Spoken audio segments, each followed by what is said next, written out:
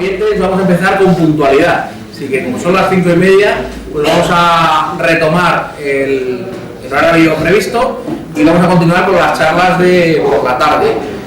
Como sabéis, sobre todo lo cuento para los que no habéis estado aquí esta mañana, estas son unas jornadas organizadas por el Foro Social Manuel Mateo, que es una asociación de promoción cultural que viene funcionando ya hace bastantes años, que ha promovido pues, presentaciones de libros, conferencias, charlas, debates anteriormente y que tiene la voluntad de seguir haciéndolo. Entonces, en esta ocasión pues, hemos organizado estas jornadas en las cuales pues, queríamos desarrollar a través de los ponentes que nos están acompañando un concepto que es el de soberanía, que entendíamos que es un concepto a reivindicar y por lo tanto primero a clarificar y también haciéndolo siempre en unión a la reivindicación de los derechos sociales. Entonces, a lo largo del día de hoy estamos viendo estos dos.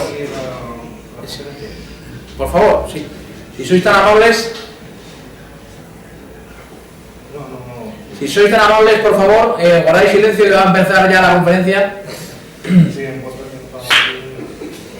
Te puedes salir si no terminas la conversación. Gracias. De hecho, si sois tan amables y todos los que tenéis pitiditos en los móviles lo ponéis en silencio, porque si no esto es una especie de verbena o de feria de pitiditos que al final se te puede desagradable, sobre todo para los ponentes. Bueno, pues como decía esta mañana, en las charlas de José Javier Esparza y también de Fernando Paz se ha desarrollado el concepto de soberanía, se ha visto en qué manera la soberanía nacional española actualmente pues está hurtada por organismos internacionales de una manera, políticos o militares o económicos, y también cómo se ha disuelto esta soberanía nacional española a través de las autonomías, ¿no? Bueno, pues hemos hablado a lo largo de la mañana mucho de relaciones internacionales y hemos puesto en su contexto este déficit de soberanía que tiene la nación española actualmente, ¿no? Bueno, pues yo creo que siguiendo todo ese discurso es buen momento para analizar cuál es el papel que España juega en el mundo, cuál es el que ha jugado hasta ahora y cuál es el que, a juicio del ponente, pues debería jugar en lo sucesivo. El ponente es Jorge Garrido San Román.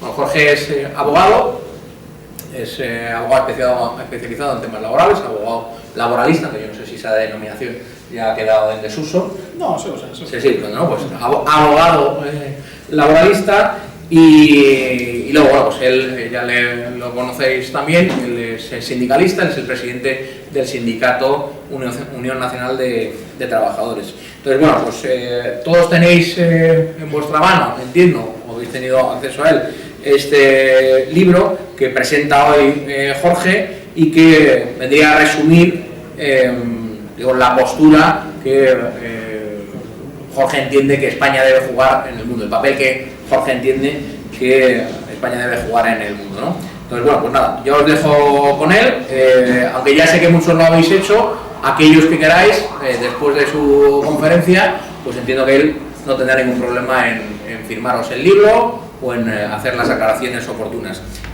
Por concretar horarios, para que luego no nos pille el toro, luego la siguiente conferencia será la última del día, está anunciada, si no me equivoco, a las 7 de la tarde, con lo cual un poco el plan será el mismo que hemos seguido esta mañana, que después de la exposición de Jorge nos queden 15 o 20 minutos para que le hagáis las preguntas que consideréis oportunas y que luego nos queden otros 15 minutos para salir, tomar un poco de aire, que se fume un cigarrito el que quiera y volver para estar aquí en punto a las 7, ¿vale? Con lo cual, pues más o menos ya sabes el tiempo del que dispone Jorge, así que nada más, darte las gracias y ya te damos paso. Muchas gracias, Jorge.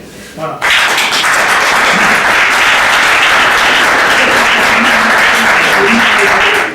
Muchas gracias en primer lugar a vosotros por vuestra asistencia y, como no, a Norberto por su presentación.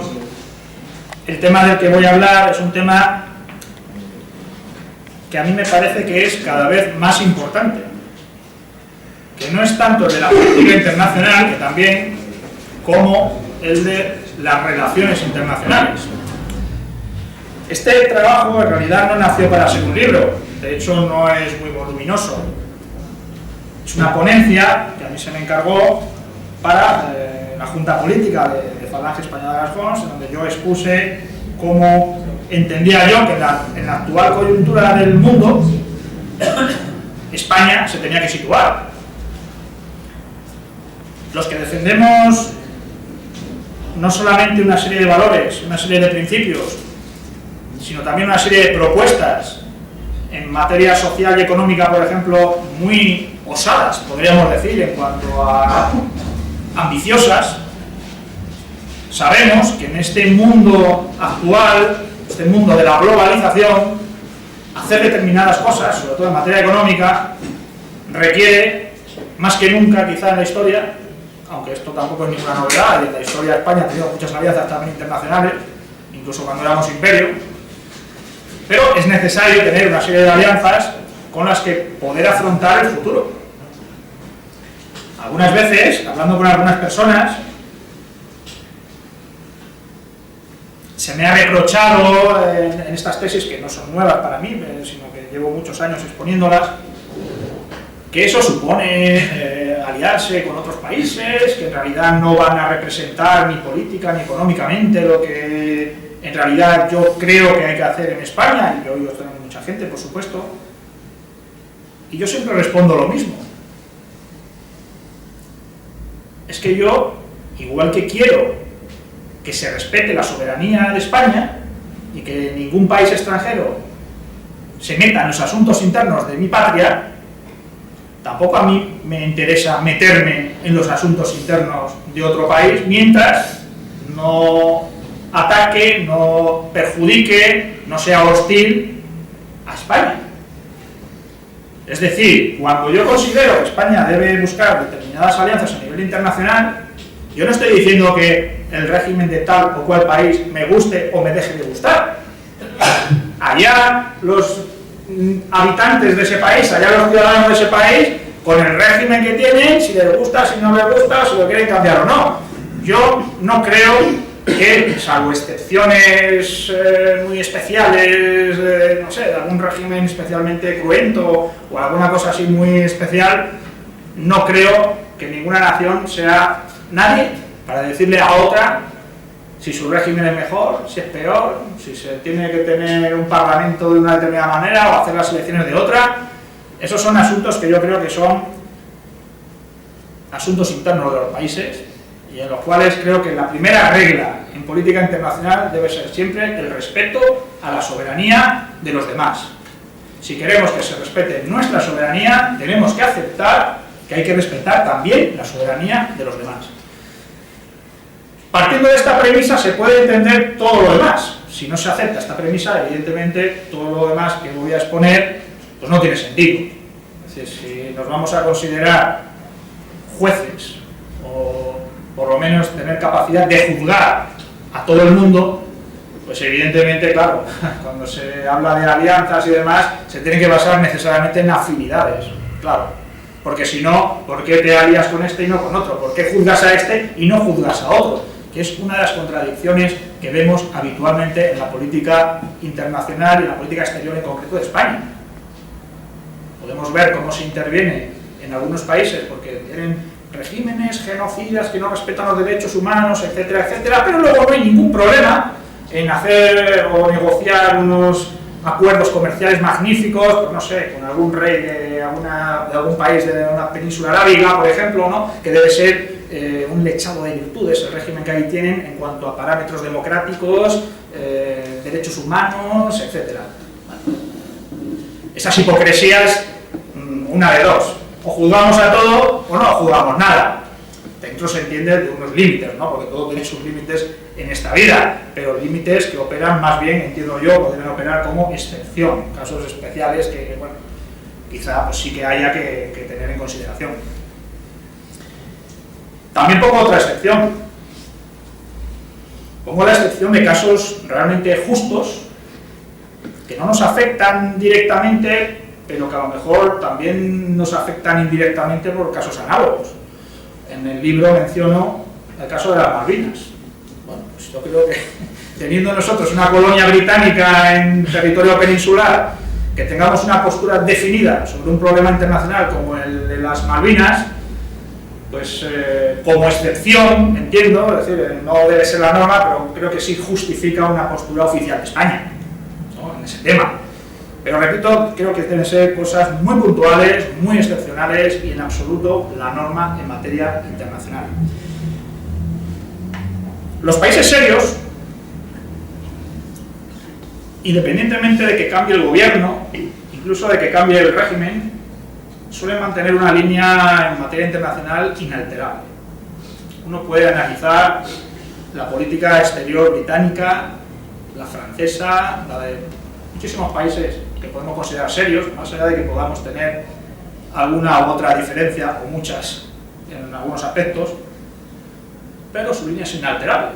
Sabemos que porque cambie el signo político del gobierno de Londres, no va a cambiar su política ni en lo referente a Gibraltar, ni en lo referente a las Malvinas, ni en lo referente a nada. O sea, es inalterable. Son políticas previsibles, porque son políticas de Estado. Eso es fundamental entenderlo. La política exterior nunca debe ser una política de partido. Tiene que ser siempre una política de Estado.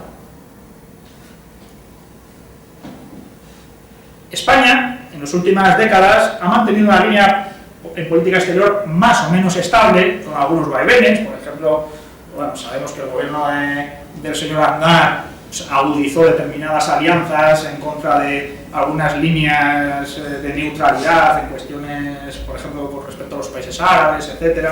Sabemos que el gobierno de Zapatero quiso hacer borrón y cuenta nueva prácticamente en toda la política internacional, no en toda, pero en gran parte. Sabemos que eso se ha vuelto a modificar en el actual gobierno. Es decir, ha habido en los últimos años unos ciertos vaivenes, pero es verdad que desde por lo menos mediados del siglo XX hasta podríamos decir incluso el gobierno de Zapatero, ha habido una línea de cierta continuidad. Quizás eso es uno de los periodos históricos donde ha habido una mayor continuidad. Eso, por un lado, hace más previsible y más sólida la posición internacional de España, pero eso, por otro lado, no significa que esa línea de continuidad sea necesariamente la correcta. Tú puedes tener una línea de continuidad en el error, perfectamente, ¿no? Pero sí es verdad que incluso es preferible equivocarse en una línea de continuidad que equivocarse haciendo malabarismos según las coyunturas o según los gustos políticos de cada momento. Yo en el libro, tenéis esto un poco más ampliado de lo que yo voy a decir ahora. Veo varias líneas de continuidad. Una ha sido la de la alianza política y militar con Estados Unidos, que se cierra mediado el franquismo, después de la segunda años 50. Una línea que yo critico, no porque no pueda haber alianzas con Estados Unidos, ¿no? Yo no creo que haya que demonizar a ningún país en concreto, ¿no? También hay que diferenciar siempre entre los gobernantes y las naciones, pero bueno. Yo lo que critico de la alianza con Estados Unidos es que no es una alianza en plano de igualdad, sino de clara subordinación, de clara sumisión, que es lo que a mí me parece negativo. También hay que comprender que cuando se establecen estas alianzas, España está en una situación de aislamiento internacional y que, bueno, la coyuntura pues, a lo mejor aconsejaba ceder en cierta manera en ese aspecto. No estoy de acuerdo con ello, pero lo puedo entender, quiero decir. Entonces, bueno, hay que situarse en cada momento. Pero es un momento, hace tiempo que ha pasado, y sin embargo seguimos manteniendo la misma subordinación. No digo que España tenga que tener bases en Estados Unidos, pero no sé, en fin, tampoco hay una posición equilibrada. De ahí a ser simplemente pues el perro del amo, pues creo que va un trecho. Creo que va un trecho. La segunda línea, que ya se ve en el franquismo, aunque no cristaliza hasta después de él, es la de la aproximación e integración en la Unión Europea. Ya durante el franquismo hay intentos en ese sentido, que no cuajan más por cuestiones políticas que otra cosa, porque bueno, no estaba bien visto que una dictadura entrara en la Comunidad Económica Europea, que era el nombre anterior que tenía la Unión Europea, pero ya hay un acuerdo preferencial con la Unión Europea, es decir, hay un intento, ¿no? eso culmina luego en el año 85 con el tratado por el que en el año 86 se entra en la Unión Europea. En definitiva, es una línea también esa de ir apostando cada vez más por Europa, que se ha ido afianzando a lo largo del siglo XX, sobre todo a finales. Otra tercera línea de continuidad que se ha ido abandonando progresivamente, nunca del todo, pero ha ido perdiendo importancia, es la de los lazos con Hispanoamérica. Hispanoamérica nunca ha habido una ruptura, pero sí que se ha ido enfriando el lazo histórico de España con Hispanoamérica en favor de esa aproximación a Europa. El cuarto, que ha sido también durante el siglo XX una línea de continuidad también en nuestra política exterior, ha sido el del mantenimiento de relaciones especiales o bastante cordiales con el mundo árabe. Y finalmente, otra línea de continuidad, en mi opinión bastante negativa, ha sido la del progresivo alejamiento de lo que eran países o territorios españoles. Filipinas, Guinea Ecuatorial, el Sáhara Occidental, etc.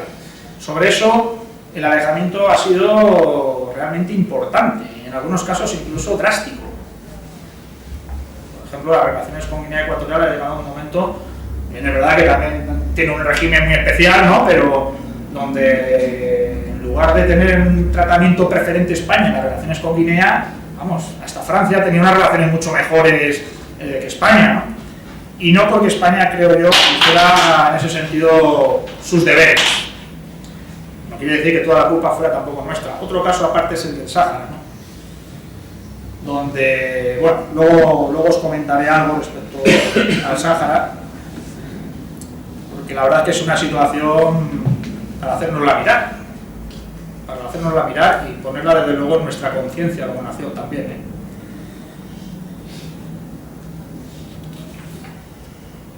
Antes de entrar en las cuestiones, digamos, de cómo entiendo yo que debe reorientarse la política exterior, la política internacional de España y cuál debe ser el papel de España en el mundo, quiero hacer un par de introducciones al tema.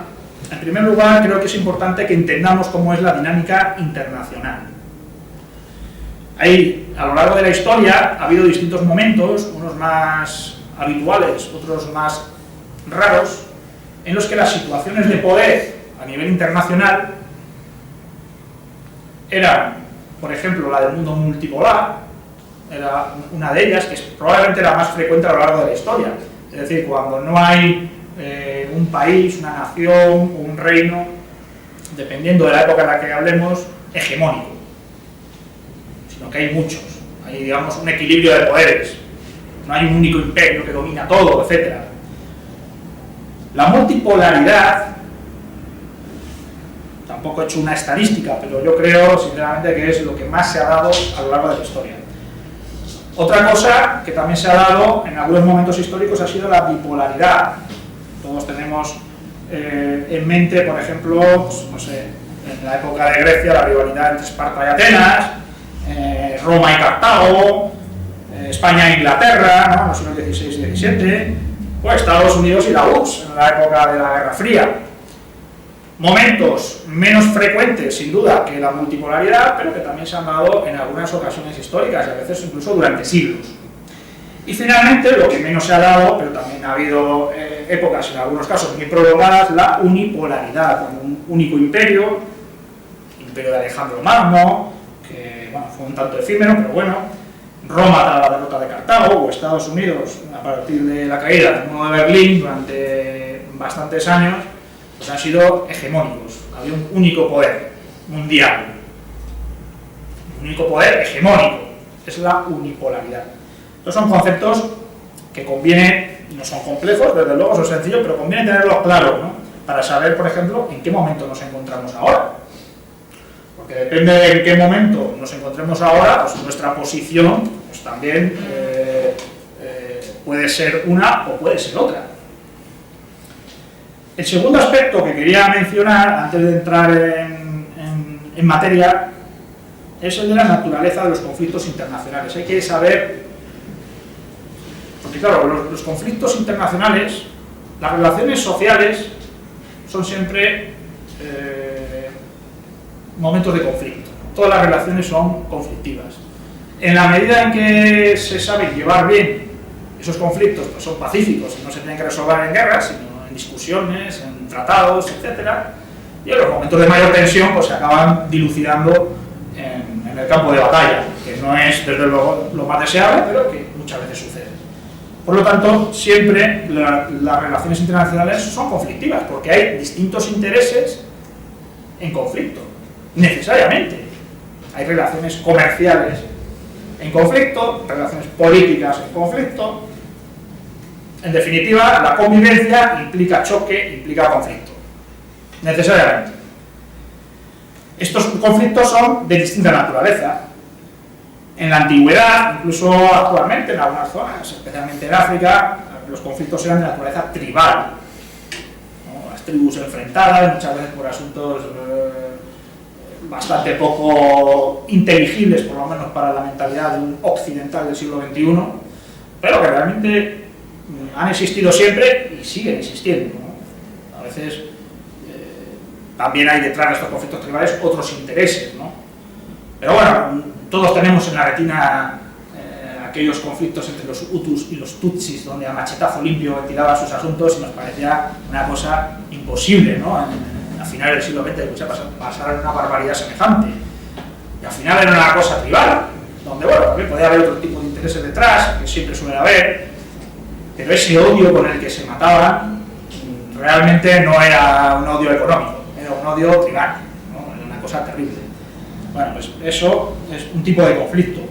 En otros momentos históricos los conflictos eran entre reinos y príncipes, a veces incluso por temas sucesorios, o temas, en fin, sobre si tal condado o tal reino le correspondía a uno, a otro, cuestiones imperiales, de expansión, en fin. Pero el concepto era reinos y príncipes. No era la tribu la que ocasionaba el conflicto. Eran cuestiones dinásticas o cuestiones de reinos. En otro momento de la historia, sobre todo a partir de la Revolución Francesa, cuando empieza a tenerse conciencia de lo que son las naciones, de lo que es el Estado, pasamos a los conflictos entre naciones y Estados, efectivamente, que es un periodo que podemos datar, aunque no haya terminado, porque todo ello sigue perviviendo en mayor o menor medida, ¿no? Salvo quizá lo de los reinos y los príncipes, que ya está un poco más fuera de época. Pero estos conflictos entre naciones y estados se dan sobre todo hasta la Primera Guerra Mundial, que es la última gran guerra entre estados y naciones, ¿no? Algunas veces nos parece que está incluso más lejos en la historia, pero el conflicto empieza con un conflicto que surge en el Imperio Austrohúngaro, ¿no? Que suena así como una cosa muy lejana, pero realmente hace 100 años. Es que hace 100 años, no hace más. Luego se pasa a los conflictos ideológicos. La Segunda Guerra Mundial, la Guerra Fría, son conflictos fundamentalmente ideológicos, de concepciones del mundo, de la política, de la economía, diferentes. Es lo que en esos momentos genera la mayor fuente de conflictos. Y luego hay otra que también siempre se ha dado a lo largo de la historia, y se dará, que no he puesto en penúltimo lugar por ninguna razón especial, porque podríamos también haberla puesto en primero o segundo lugar, que son los conflictos religiosos, que suelen tener también alcance internacional muchas veces. Ahora no tanto, ahora no tanto realmente, pero ha habido épocas de la historia donde los conflictos religiosos o de naturaleza religiosa eran importantísimos. Los conflictos generados por la expansión del Islam, por la época de las cruzadas, muchas guerras, la guerra europea en la que se mete España contra el protestantismo, son motivaciones fundamentalmente religiosas, ¿no? Y luego hay otro tipo de conflictos que están cada vez quizá de más de actualidad, que son los conflictos entre civilizaciones, que también existen. Algunos incluso se confunden con los anteriores. Cuando he hablado de conflictos religiosos, he hablado de la expansión del Islam, bueno, ¿hasta qué punto eso es un conflicto religioso o es un conflicto entre civilizaciones? A veces no es fácil trazar la línea de separación todos estos conflictos, a veces, no todos, muchos, gran parte, rara vez todos, confluyen. Y hay varios conflictos que tienen elementos, o un conflicto, perdón, que tiene elementos de varios tipos, ¿no? Rara vez se da un conflicto concreto que podríamos denominar puro, con una sola causa. No, siempre confluyen multitud de causas. A veces incluso la causa aparente no es sino una excusa. Y la causa real es otra. Por eso hay que tener serenidad a la hora de afrontar las distintas situaciones, de analizar lo que pasa en el mundo. A veces nos posicionamos con mucha premura ante determinadas situaciones internacionales sin entender muy bien lo que hay detrás, o sin obedecer a una línea de continuidad de las que hablaba yo antes de que era tan importante.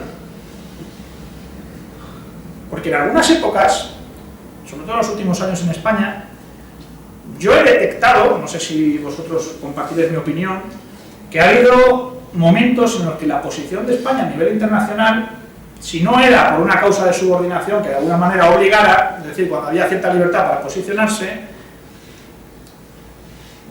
parecía muchas veces hasta caprichosa. Bueno, ¿y por qué aquí se ha adoptado esta posición y no la contraria? ¿En base a qué?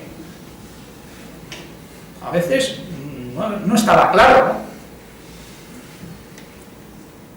Sobre todo a la hora de analizar algunos conflictos, por ejemplo, en Hispanoamérica, con la que deberíamos tener un cuidado especial y, bueno, no sé, más allá de que tengamos mejores o peores opiniones de determinados regímenes, yo creo que todos recordamos, por ejemplo, cuando España apoyó, por no decir auspició y patrocinó, que también se podría decir, un golpe de Estado contra Hugo Chávez, donde hasta nuestro presidente del gobierno tomaba partido de una manera clarísima y parecía que en ese momento la democracia y estas cosas que tanto se alegan normalmente, pues, esto de que los militares han cogido al presidente electo y lo hayan detenido, metido en una cárcel y tal, bueno, como era Hugo Chávez. Bueno, vamos a ver, podemos tener mejor o peor opinión de Hugo Chávez, pero no parece, primero, que obedezca a algo muy lógico, en realidad sí, ¿no? Para que no se confiesa, pero desde luego no obedece a lo que debería ser una línea de política internacional seria en cuanto a nuestra relación con la hispanidad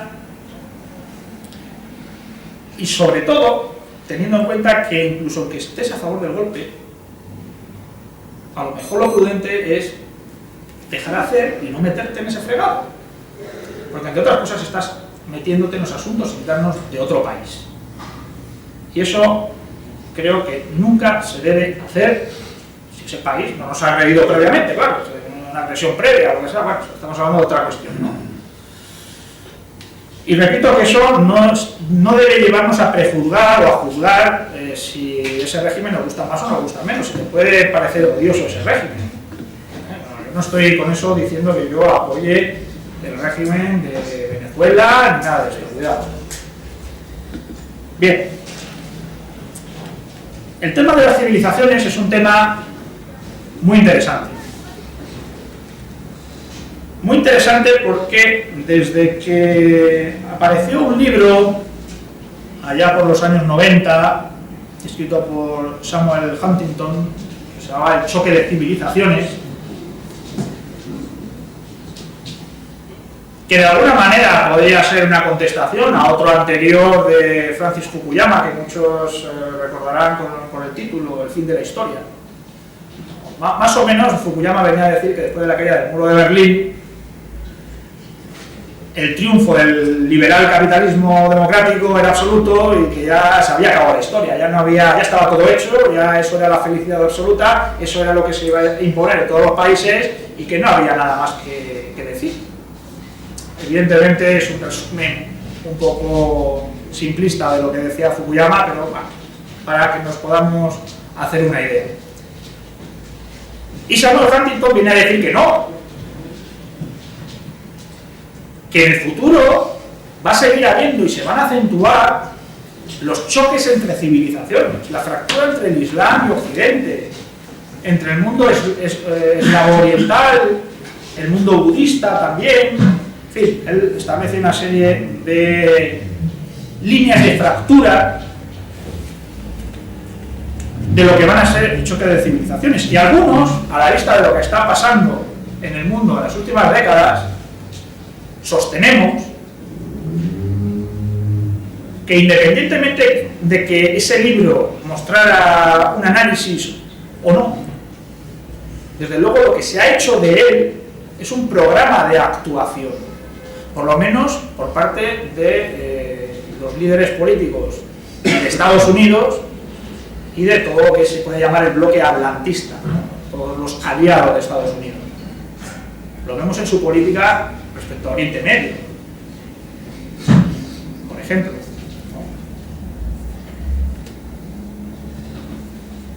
A veces donde no se entiende por qué se hace derrocar o caer a determinados regímenes moderados para que se haga por el poder islamista. Uno dice, desde un punto de vista lógico no tiene mucho sentido, salvo que lo que quieras es precisamente que haya ese choque de civilizaciones. Si lo que quieres es eso, pues no sé, por ejemplo, porque tu industria armamentística pide guerra, porque hay una crisis que se prolonga ya una década y hace falta movilizar la economía, porque siempre es bueno tener a un enemigo al que sabes que puedes derrotar, porque el enemigo islamista es el enemigo ideal. Es como un toro bravo al que en cuanto le sacas la muleta entra con los cuernos a saco, pero sabes que él en realidad no tiene fábricas armamentísticas, no va a fabricar aviones, ni va a fabricar bombas atómicas. Es decir, sabes que al final, hombre, derrotarlo puedes derrotar, aunque sea por aniquilamiento.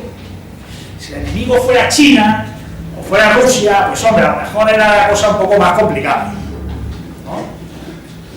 Entonces, bueno, desde luego da que pensar, ¿no? Hasta qué punto ese famoso libro de Huntington no está siendo un programa de actuación.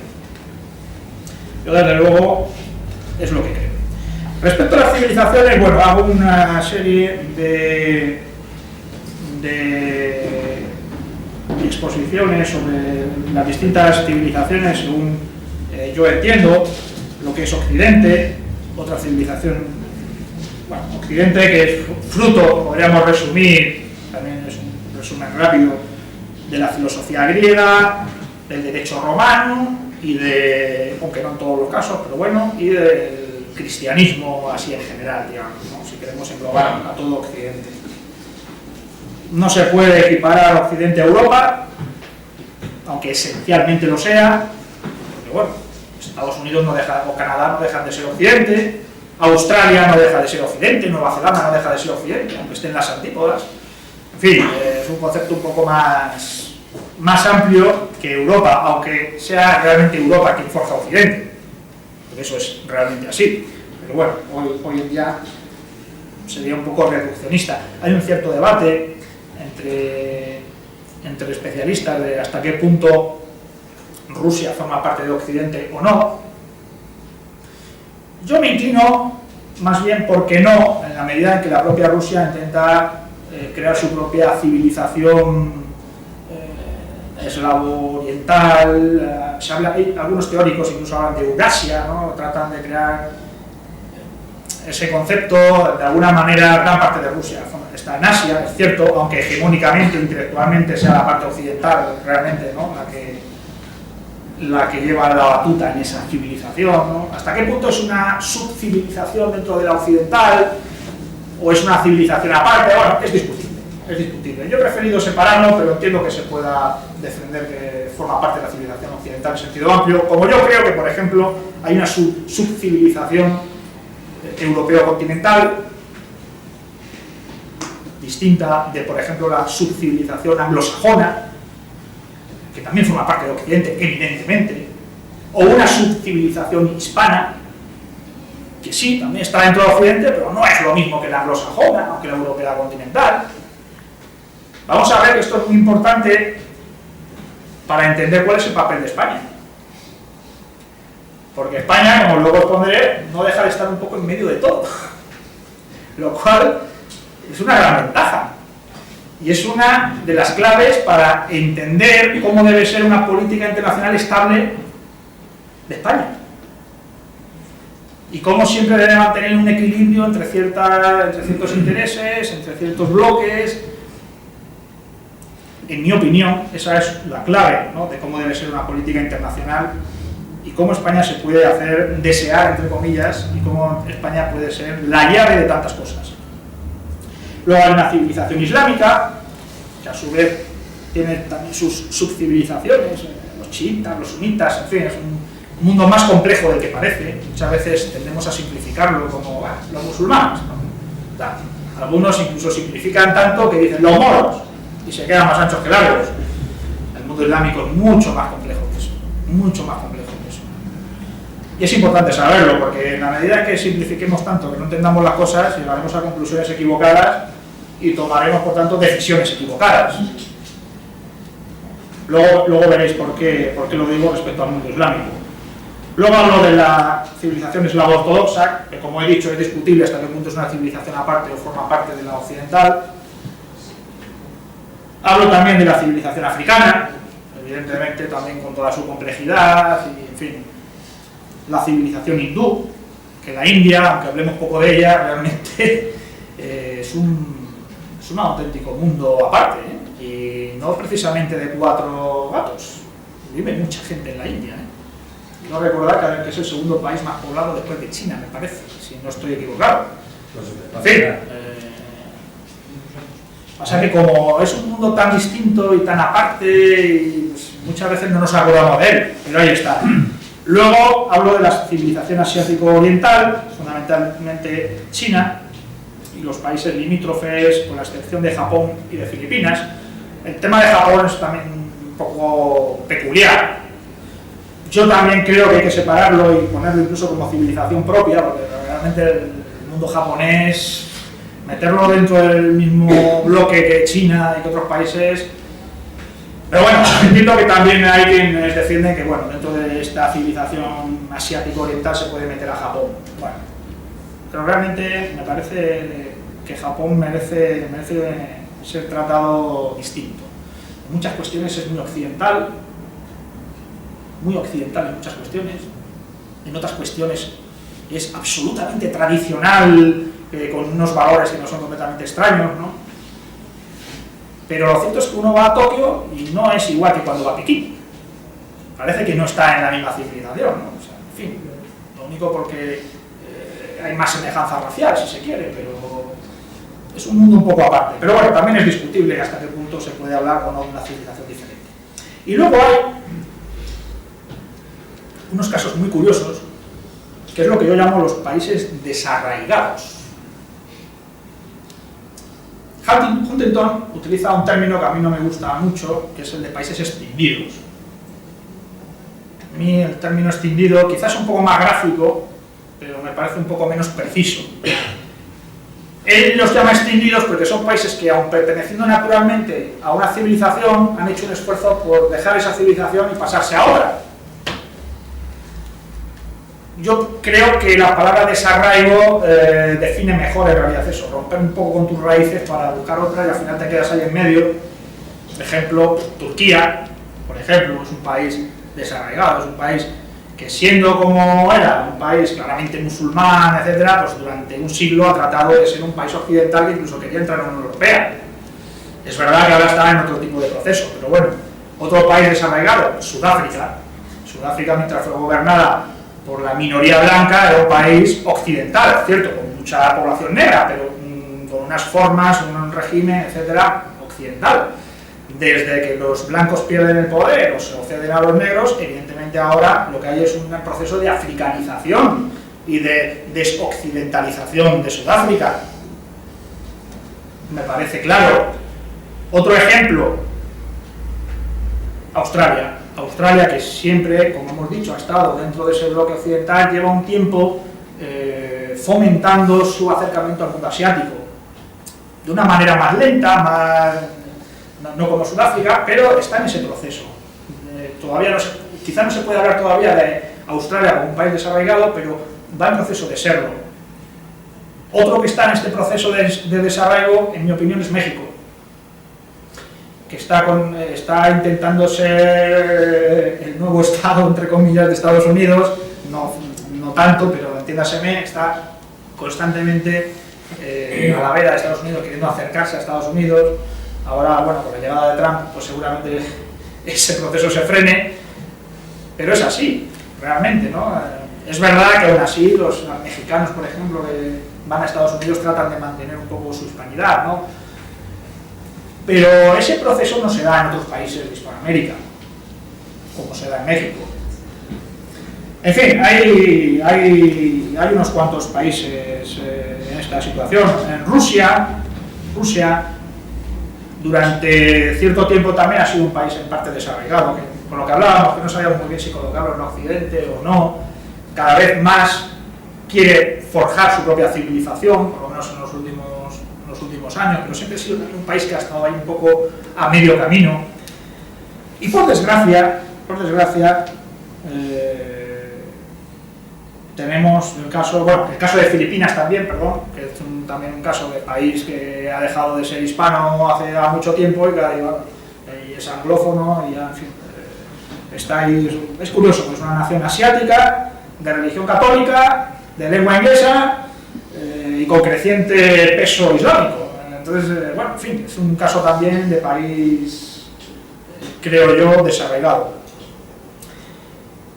Y el caso de España, que es un caso también, entiendo yo, de desarraigo parcial, tampoco es un caso como los anteriores, pero es lo que yo decía, de que se ha ido alejando de Hispanoamérica para acercarse más por un lado a un plano de subordinación respecto a Estados Unidos y por otro lado de integración en Europa, dejando, creo yo, un poco olvidado el lado hispano, ¿no? Que no digo que no haya que acercarse a Europa, o que no haya, también, yo lo que creo es que hay que mantener un equilibrio, ¿no? Pero creo que eso está desequilibrado actualmente, igual que en otras épocas históricas quizás estaba desequilibrado en exceso hacia Hispanoamérica, ahora está desequilibrado en exceso hacia Europa, o hacia la Unión Europea, porque tampoco es lo mismo Europa que la Unión Europea, pero bueno. En fin, bueno, me paso el tema de las líneas de fricción entre civilizaciones y sí que quería también comentar, para entender la situación en la que nos encontramos, brevemente, hacer un pequeño repaso de cómo se configura el poder mundial, cómo hemos llegado hasta aquí. Quizá el punto de arranque pueda ser el de la paz de Westfalia de 1648, que supuso el fin de la hegemonía de los austrias en Europa. Es la primera gran cesión que hace España, ¿no?, a través de esta paz en cuanto a su misión en Europa, porque antes sí que España tenía una presencia muy activa en Europa, hasta el punto de que España era la cabeza, en cierta manera, de Europa, ¿no? Era la hegemónica realmente en el mundo occidental. Esto se agudiza con la paz de los Pirineos de 1659, donde Francia ya derrota definitivamente a España, España ya renuncia a todo tipo de aspiración en Europa, quizá incluso, en mi opinión, puede ser más importante la paz de los Pirineos que la paz de Westfalia, de cierta manera, porque ese sí que es el papel en concreto de España, ¿no?, más que el de la Casa de los Austrias. La guerra franco-prusiana, con el paréntesis de Napoleón I, luego la derrota de Napoleón III, etc. Bueno, Bismarck a partir de entonces busca el aislamiento de Francia, se busca no tanto apostar por el imperialismo militarista como por buscar que Alemania sea un poco el árbitro de Europa. Todo esto se rompe con el Kaiser Guillermo II, que sí que apuesta más por el militarismo alemán, que desemboca finalmente en la Primera Guerra Mundial. Perdonadme que sea muy rápido y muy sintético, con todas las imprecisiones que ello conlleva, pero no quiero alargarme demasiado en esto. Lo que pasa es que sí que quiero mencionarlo porque me parece muy importante. Esto nos lleva a la Primera Guerra Mundial, como digo, con la derrota de Alemania y de Turquía. No olvidemos que Turquía está en ese bando perdedor. Y la destrucción del Imperio Austrohúngaro, del que antes hice mención. La Segunda Guerra Mundial, que sin duda reconfigura no ya Europa, Occidente en general, ¿no? Es fundamental. De ahí se pasa a esa bipolaridad de la Guerra Fría, del choque entre el atlantismo, podríamos decir así, y el bloque soviético, siempre con esa amenaza nuclear de la mutua destrucción común como arma de disuasión. Importante, creo yo, más de lo que parece, muchas veces no se menciona, es la creación del Estado de Israel en 1948, rompiendo todas las normas del derecho internacional, en fin, con la tolerancia de todos los organismos que debían condenar algo así, con la ocupación real del territorio palestino a sus legítimos ciudadanos o su legítimo pueblo, que ha creado una situación que se sigue prolongando hasta el momento actual y que está en la clave de por qué Oriente Próximo está como está. Es imposible entender por qué Oriente Próximo está como está sin entender el papel del Estado de Israel. A mí me parece fundamental. De ahí llegamos al año 1989, caída del muro de Berlín. Es la caída del bloque comunista, aunque aún perviven países comunistas o nominalmente comunistas. China, yo no sé hasta qué punto se puede considerar que es un país comunista, ¿no? Al final, en fin, formalmente lo es, pero yo creo que el capitalismo más salvaje que hay en China actualmente es que no lo hay en ningún país capitalista.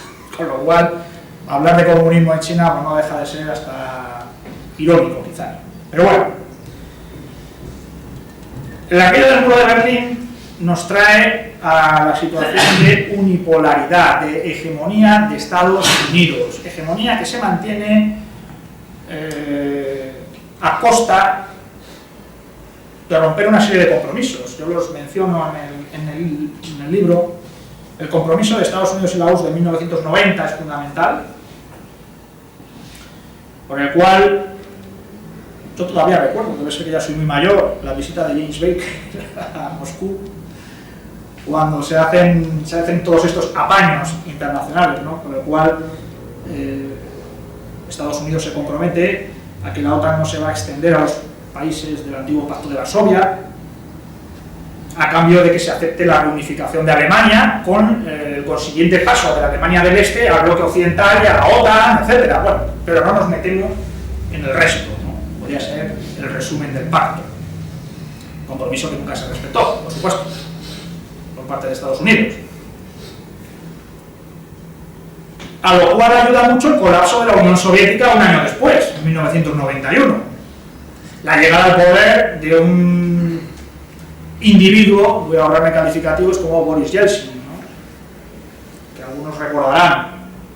Bueno, sí, entre otras cosas. La verdad es que, en fin, bueno, esto lo aprovecha Estados Unidos pues, para integrar en la OTAN a Polonia, Chequia, Hungría, en fin, todo lo que habían dicho que no, pues para adelante.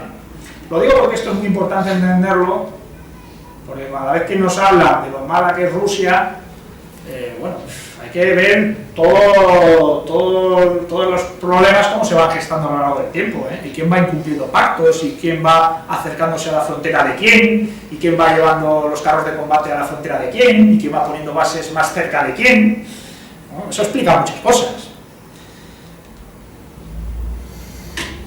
Avanzo rápido, me voy, guerras de Irak, año 1991 y 2003, importante para entender por qué Oriente Medio se ha desestabilizado de tal manera.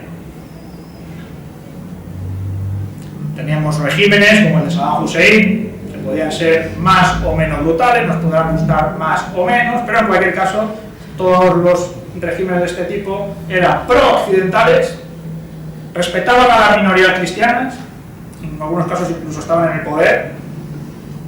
El vicepresidente de Irak era cristiano, católico. Y todas las caídas de estos regímenes siempre es para o bien dejar un avispero incontrolable o bien convertir a esos países en un nido de terroristas islamistas. Con lo cual el avance es espectacular, ¿no? Para que llegue un momento en que se eche de menos incluso a Gaddafi. No hay más que ver cómo está Libia ahora. Podremos decir, Gaddafi, aquel extravagante que decía que Europa algún día sería musulmana, sí lo decía, pero tenía los islamistas bien controlados. Tenía un país donde se respetaba a los cristianos, tenía un país donde se podía ir a hacer turismo, tenía un país donde la gente no pasaba hambre, en fin, bueno, quien quiera arriesgarse a hacer un viaje a Libia actualmente, pues que compare, simplemente. y teniendo en cuenta que Libia está en la frontera con Europa, bueno, pues pensad si Europa ha ganado o ha perdido. Ya solo falta que hagan lo mismo en Argelia y en Marruecos, y nos vamos a enterar en España de lo que vale un peine. Nos vamos a acordar hasta de la monarquía de la Junta de Marruecos, que ya es acordarse. Vosotros pensadlo, con todas las tensiones que tenemos con Marruecos. Imaginaros que ayer al régimen del rey de Marruecos y se instalaron los islamistas. Os aseguro que todos le íbamos a echar de menos, aunque no lo parezca, pero sí, le íbamos a echar de menos. Es triste, pero cierto. Hay un año muy importante que no se suele mencionar, ya me voy casi de hora, que es el de la crisis de 2008 en Georgia. Es fundamental para entender la situación actual. Es la primera vez que Rusia se planta y que dice, perdonad, pero ya habéis llegado demasiado lejos. No vais a meter a Georgia en la OTAN, no vais a poner bases americanas en Georgia y no lo voy a permitir. Es la primera vez que Rusia realmente se planta y se planta en serio. Y que Estados Unidos tiene que retroceder y dar marcha atrás y decir, ojo, que ya... Y empieza a cambiar este mundo unipolar en ese año 2008, en mi opinión. A partir de ahí hay una política de continuidad en Rusia en base a recuperar la hegemonía, no la hegemonía, sino por lo menos la multipolaridad, su protagonismo a nivel internacional.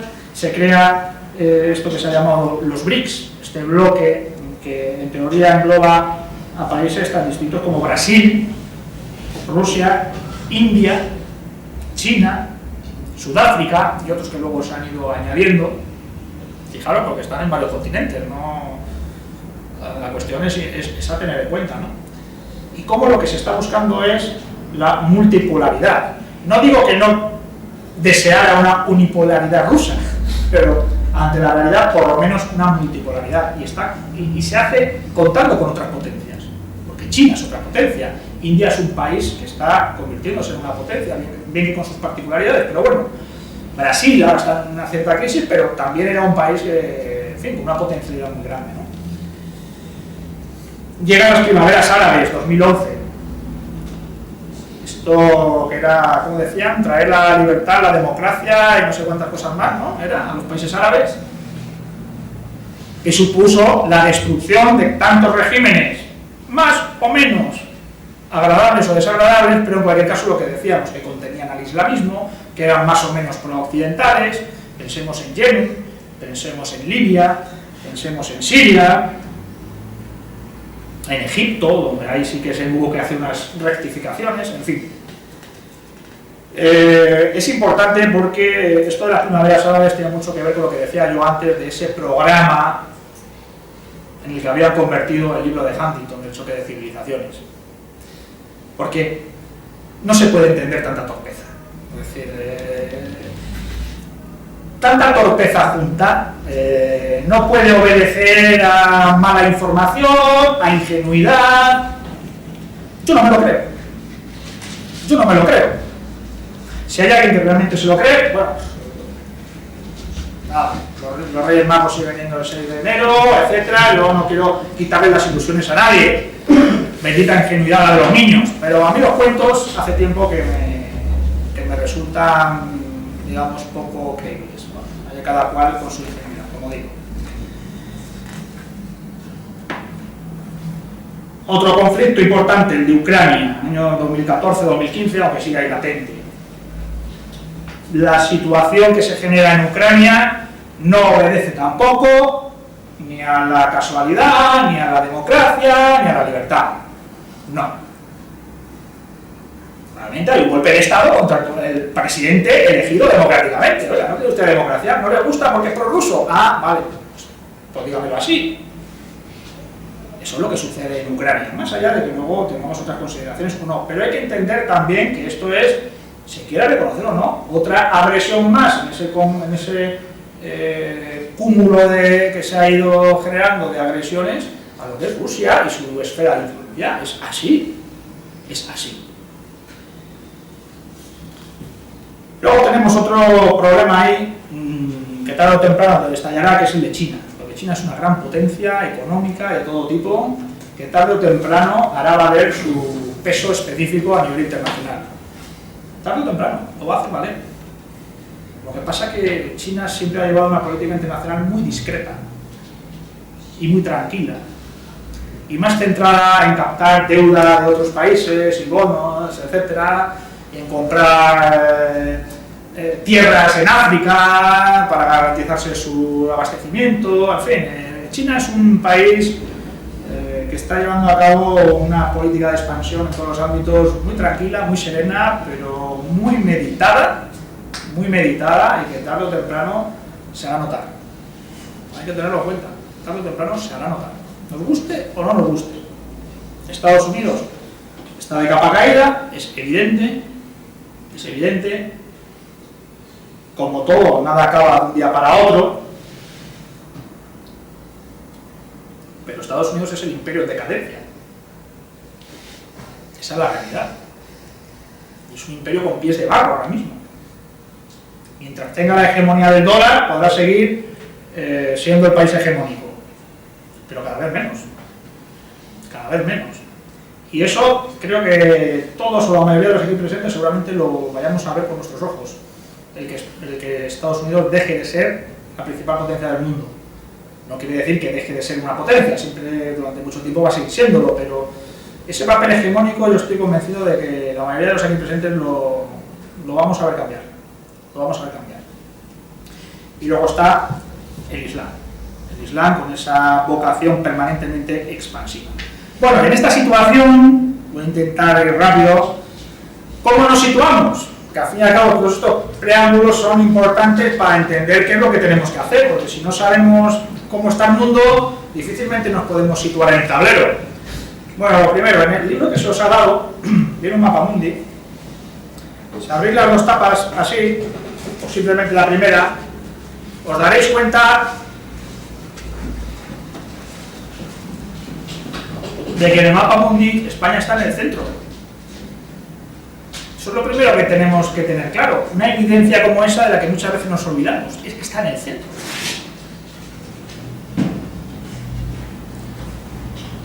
Es que es la llave que une Europa con África. Tiene la llave en Gibraltar del paso hacia el Mediterráneo y por lo tanto a Asia, y al Atlántico y por lo tanto a América. Sí, es una obviedad, pero una obviedad en la que muchas veces no nos paramos a pensar. Es que eso necesariamente tiene que configurar nuestra estrategia política a nivel internacional.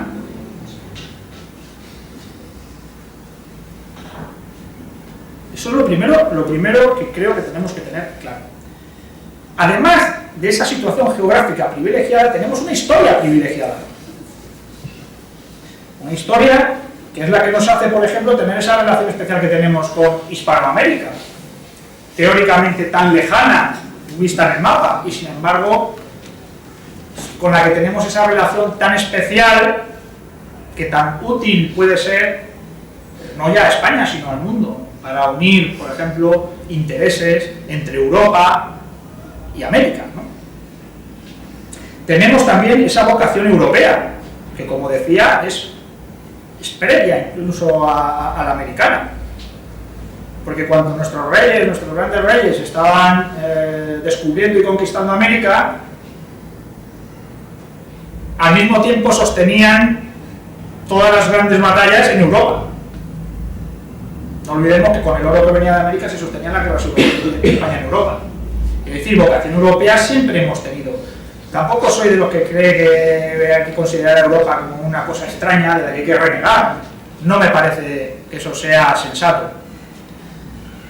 La vocación americana que he mencionado, también una vocación africana, porque siempre hemos tenido una cierta presencia en África, no tan fuerte como otros países europeos, también es cierto, pero siempre hemos tenido también una vocación africana, sobre todo en el norte de África, pero también en Guinea, en fin. Ahí es donde hemos de ubicarnos, en la civilización occidental, dentro de una subcivilización hispana que está en el centro de otras muchas civilizaciones.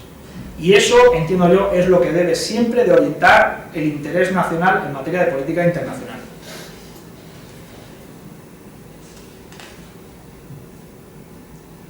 ¿Qué creo que hay que hacer? Y con esto quiero, a ver si en 5 o 10 minutos termino.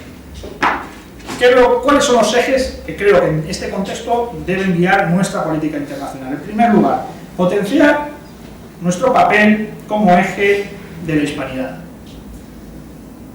No como jefe o como imperio, no estamos hablando de esos términos. España tampoco está en capacidad de decir vamos a ser un imperio, hay que ser realista. No estamos hablando de eso. Que alguna vez seguramente más de uno ha tenido esa tendencia, ¿no? Poco menos que a tratar a los países de Hispanoamérica como subordinados de España, ¿no? Que tienen que obedecernos en nuestras estrategias internacionales. No se trata de eso. Pero sí de ser el eje.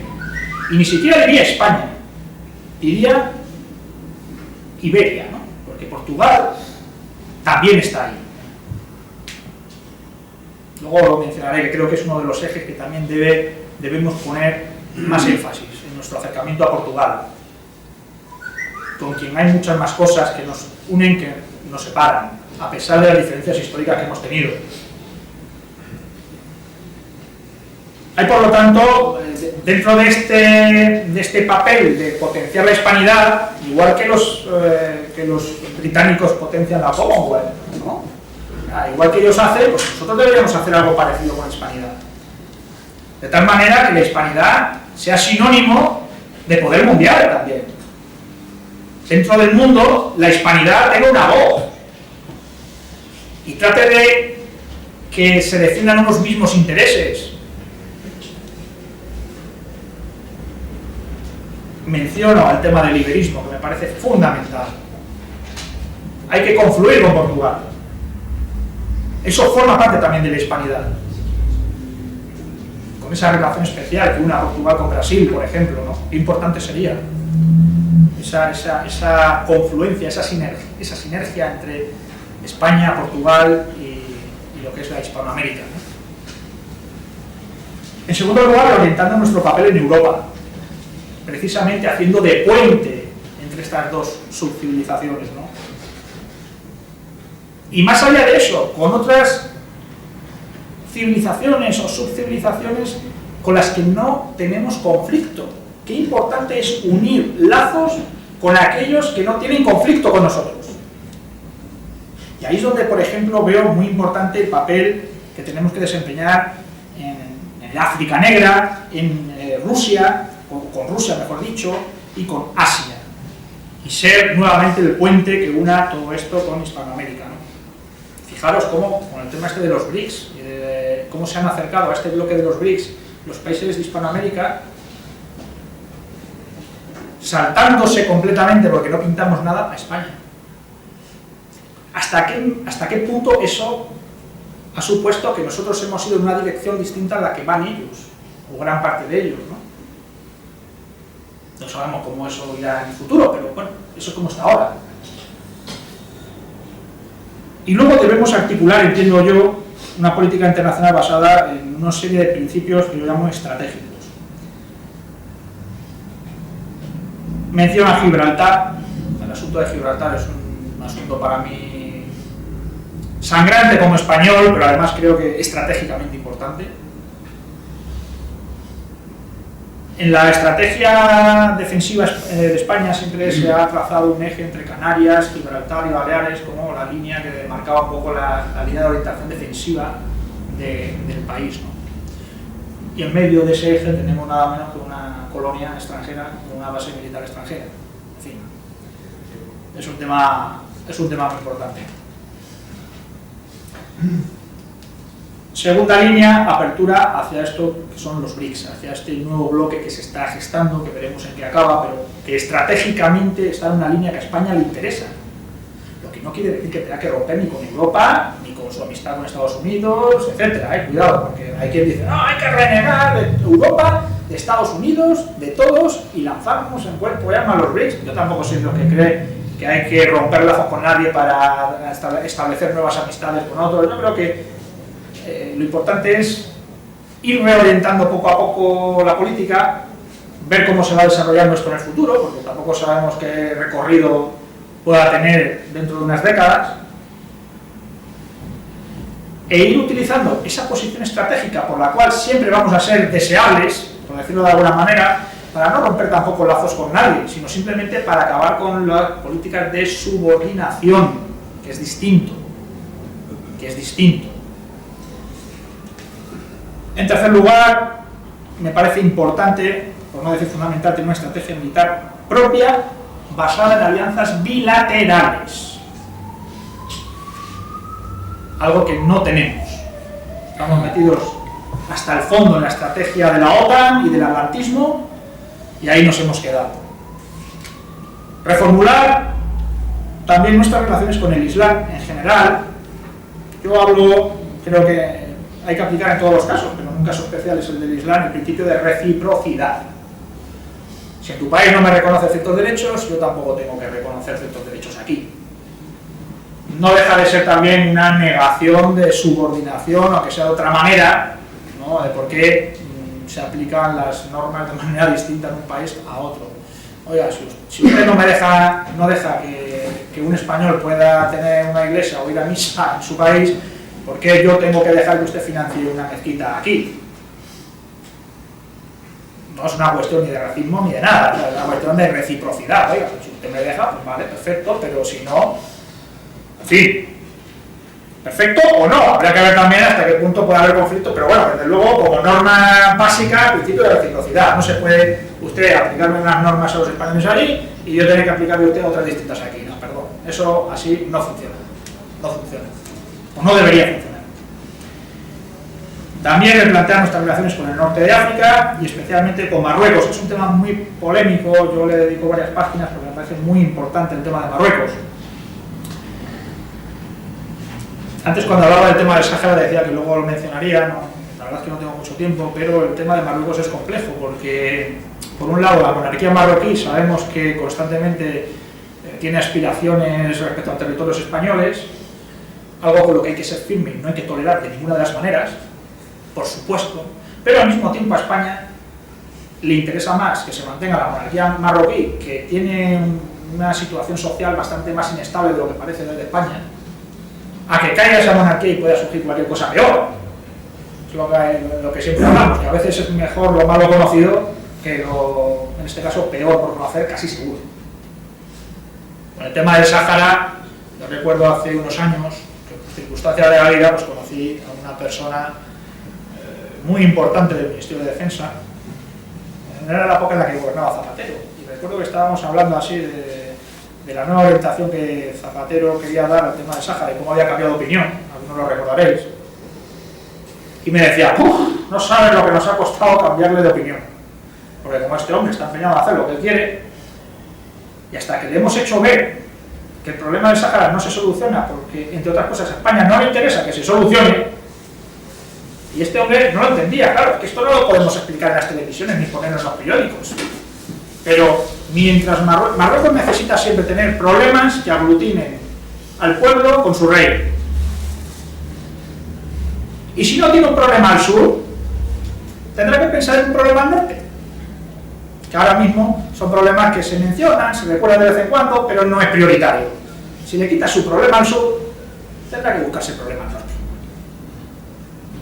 Y hasta que le hemos hecho ver al señor Zapatero de que eso es así, lo que nos ha costado, porque estaba enterrado, que tal y igual, con ese buenismo de que hay que solucionar el tema del Sáhara y tal cual. Y yo decía, hombre, sí, pero es que claro, la situación del Sáhara es casi muy injusta. Es que lo que hemos hecho allí es vergonzoso. Me miraba así y decía, no, sí, no te voy a negar la razón. Pero es que nosotros no estamos para cuestiones humanitarias, nosotros estamos para defender el interés de la defensa nacional.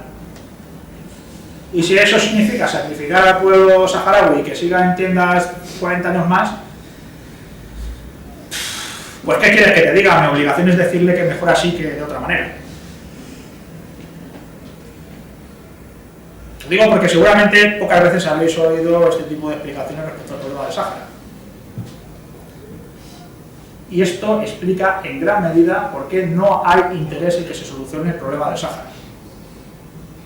No digo que sea la única razón, cuidado, pero es una de ellas. Y creo que seguramente la mayoría de los que estamos aquí nunca lo hemos valorado. Pero está ahí, está ahí. Lo cual a veces demuestra que la política exterior de España a veces es menos absurda de lo que parece. Otra cosa es que moralmente nos parezca bien o no, ¿no? Pero a veces las cosas están más pensadas de lo que parece. En quinto lugar, potenciar las relaciones con los países exportadores de materias primas y de energías escasas en España. Esto es para mí fundamental. Los que creemos que hace falta cambiar el modelo económico español, en general el occidental, pero bueno, particularmente el español, tenemos que ser conscientes de que sin alianzas estratégicas con países que nos suministren energía, materias primas, alimentos que nos falten, etcétera, no es posible hacer ningún cambio profundo en el sistema económico español. Solos no vamos a ningún lado. Y esto es importante entenderlo. A veces dirán, eso significa que va a haber tratados, no sé, con Irán para el petróleo, con Nigeria para no sé qué, con regímenes terribles. Mire, es que yo no entro en sus regímenes, o si más o si menos. Yo necesito que mi pueblo sobreviva. Y si yo no tengo ningún conflicto con esa nación, el problema de sus regímenes es el problema de esos países. Hasta ciertos límites, cuidado, todo tiene sus límites, repito, pero como norma. Allá ellos. ¿O es que es peor el régimen de Irán o el de Argelia que el de Arabia Saudita, con el que no hay ningún problema? Hombre, por favor. Por favor. Bueno, ya termino porque estoy completamente fuera de hora.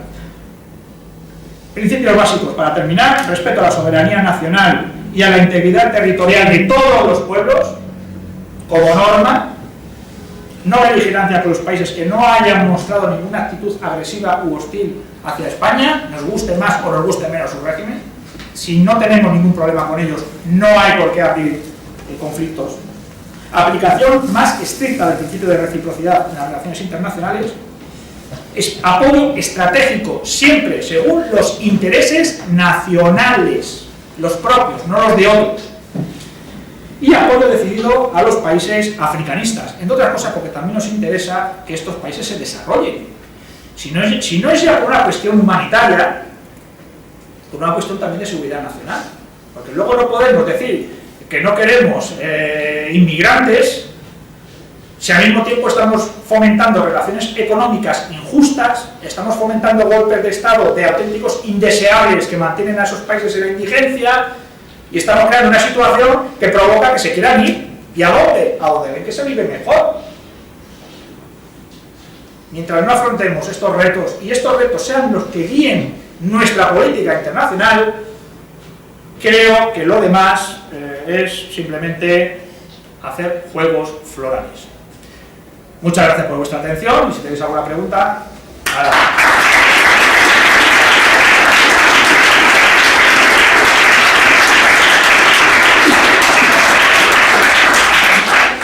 Bueno, para seguir el plan previsto, Sí, no tenemos mucho tiempo, pero bueno, quizá tiempo para un... Intentaré ser breve, de todas maneras, las respuestas. Vamos a dar la oportunidad a 3 elegidos de que hagan su pregunta a Jorge Garrido. ¿Quién se lanza? El primero ha levantado la mano. Pues ya tenemos los 3 elegidos. Jaime. Pues yo quería preguntarte, Jorge, sobre si al Frente Polisario del Sáhara le sigue apoyando a Argelia. ¿Tiene algún tipo de apoyo exterior? Sí que, hombre, sí, si no, no se podría mantener, eso está claro. Eso digo, que es que tienen una parte del territorio del Sáhara sigue controlado por el Polisario, la parte oriental. Sí, sí que lo siguen manteniendo. Tampoco tengo yo un conocimiento muy a fondo de la situación actual del Frente Polisario, pero entiendo que sí, De todas maneras, del tema del Sáhara, a mí lo que más me interesaba era dejar claro el por qué la situación está así y por qué España no hace lo que se supone que tiene que hacer según incluso el mandato de Naciones Unidas. ¿No? Oficialmente seguimos siendo el administrador del Sáhara Occidental por parte de Naciones Unidas. ¿Y por qué no lo administramos? Bueno, pues sí que me interesaba que dejar claro el por qué. José David, luego Fausto. Sí, en la clasificación de los tipos de conflictos que has hecho, Me gustaría que me dijera, Jorge, cómo encaja en esa clasificación y qué postura debe tomar España en el conflicto, en la guerra contra el narcotráfico que se vive en países como México o Colombia, que además nos toca muy de cerca por relaciones de esta gente. Buena pregunta. Lo que pasa es que eso entra dentro de un conflicto distinto que podríamos denominar, no sé, delincuencia internacional, pero con tal poder que, claro, tiene más poder que muchos estados. Entonces, al final, implica muchas veces, está infiltrado en el poder de muchos estados. México es un estado fallido actualmente. Son guerras. Yo he estado en México hace no muchos años. Concretamente, bueno, he estado en varios estados, en 3 estados, pero en uno era terrible, el estado de Michoacán. Estaba en Morelia, capital de Michoacán, y bueno, en varias ciudades de por allí. Y percibes claramente que los que mandan y los que ponen orden no son ni la policía, ni las autoridades, o sea, tienes la sensación de que realmente no hay Estado, que el Estado es de mentira. Y lo ves en la actitud de la gente. Claro, eso es terrible. ¿Cómo clasificas esto? Hombre, está un poco al margen, bueno, al margen no, porque no deja de ser también un tema internacional, pero confluyen tantos intereses ahí, incluso de Estados Unidos también, que muchas veces no se sabe muy bien en qué bando está. Es complicado, y bueno, yo ahí creo que la actitud es simplemente firme en contra de cualquier cosa delictiva como es esta y tan importante y con tantas ramificaciones. Es decir, ahí no es una postura política, es una actitud directamente de que España tiene que hacer todo lo posible, como creo que tienen que hacer todos los países, por acabar con esa lacra. Independientemente, cómo situarlo en el tema de la política internacional es un poco complicado. Lo que pasa es que no deja de ser necesaria la interacción o la coordinación de países para acabar con esto, porque un país solo no puede acabar, también es verdad. Y yo ahí pues simplemente creo que apoyar en lo que se pueda y no sabría decirte mucho más, porque escapa un poco de la política, aunque tenga sus ramificaciones, ¿no? La verdad es que es una buena pregunta, pero no forma parte de los temas que trato en el libro. Fausto, gracias.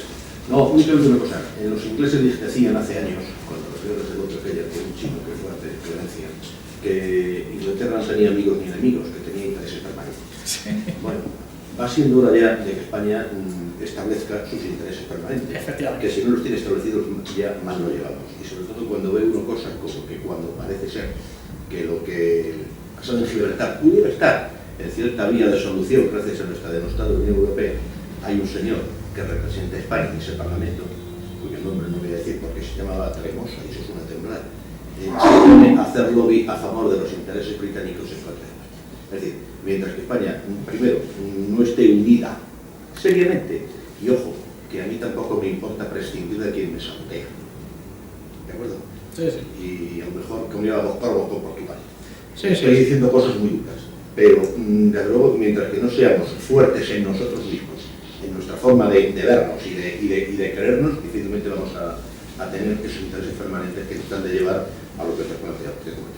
Yo estoy totalmente con lo que acabas de decir y he intentado en este libro hacer un análisis, no sé si lo he conseguido, yo he intentado hacerlo lo más objetivo posible para establecer unas líneas de actuación permanentes que no sean ideológicas, que no sean de partido, que no sea lo que a mí me guste porque soy falangista y no lo que le gusta a ese que es socialista o si viene del PP, no, que puedan ser realmente válidas para cualquier gobierno. Por eso yo digo, no hay que romper con nadie tampoco. A mí me encantaría decir que le den por el saco a Estados Unidos, a la OTAN, a todo el mundo, no, yo lo que quiero es una buena alianza con los BRICS y olvidarme, pero no creo que sea lo que le conviene a España. O sea, sí creo que tiene que tener esos lazos, pero yo no creo que tenga que tener una actitud de ruptura y tal, si pienso en el bien de España, no en mis ideas políticas. Y creo que con una política de estas, cualquier gobierno de cualquier tendencia podría sentirse lo suficientemente cómodo, porque aquellos con los que se sientan más próximos, las relaciones se van a seguir manteniendo, quizá uno fomentaría más unas, otras.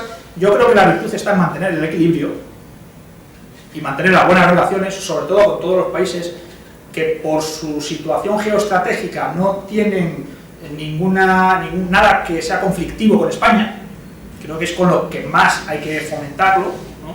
Y creo que eso es una línea de actuación perfectamente válida para cualquier persona, cualquier gobierno y cualquier ideología. Y creo que serían unas bases sólidas y estables para décadas, no, para siglos incluso, ¿no? Bueno, dentro de que hay circunstancias que varían, ¿no? Y es lo que he intentado hacer y exponer, ¿no? Bueno, pues muchísimas gracias, Jorge, por tu ponencia de esta tarde. Como tenemos unos 10 minutillos de descanso hasta la próxima ponencia, si alguno se ha quedado con una pregunta en el tintero, seguro que Jorge amablemente en un vis a vis se la resuelve. Y también, bueno, como todos vosotros tenéis algunos de los libros que Jorge ha escrito, que no hemos hecho referencia al principio, bueno, pues también seguro que lo podrá dedicar y firmar gustosamente. Muchas gracias.